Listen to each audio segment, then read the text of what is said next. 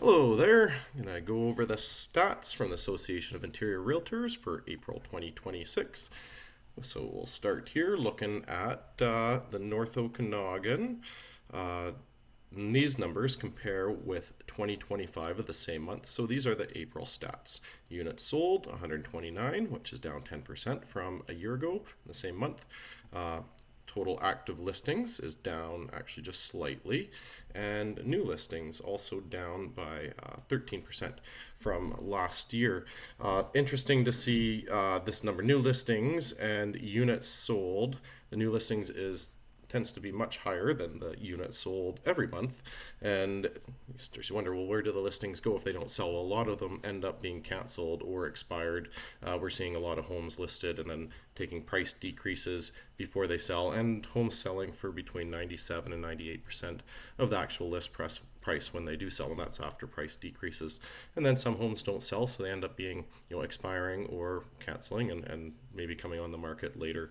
And so a home might be listed 3 times before it actually sells. So that's why we see this new listings number much higher than the units sold on a consistent basis without seeing the active listings going up.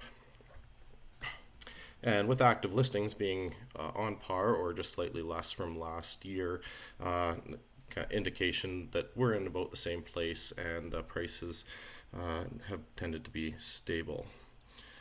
So looking at the benchmark prices from April in the Central Okanagan, we're around $1,050,000. For the North Okanagan, $758,000, and again about the exact same as last year for the same period of time.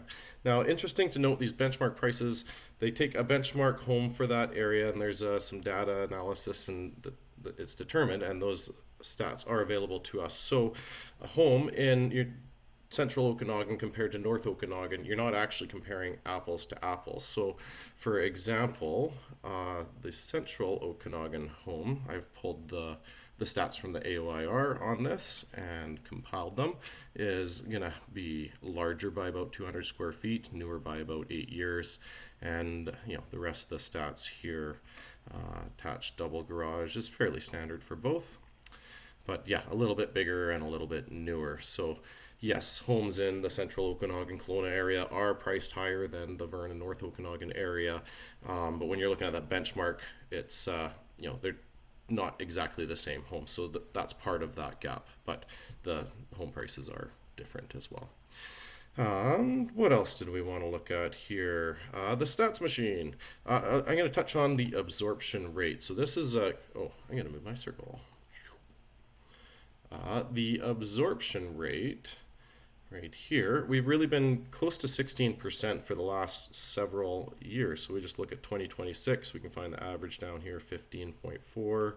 2025, we're looking 16.3, and even going back to 2024, 15.26. We've seen sales increase from 2024 to 2025, but thus far in 2026 been pretty flat as compared to 2025. And then even looking at the average median price, now these can definitely get some variance in these with the limited data, but you look at the last several years, 724 compared to last year, 709, 727. And now these are looking at detached homes that are not acreages and are not on waterfront. So looking at this data, we can see we've been kind of in a similar spot for the last few years, holding steady here in the North Okanagan. Again, this absorption rate, 12% or less, is considered a buyer's market, whereas 20% and over is considered a seller's market.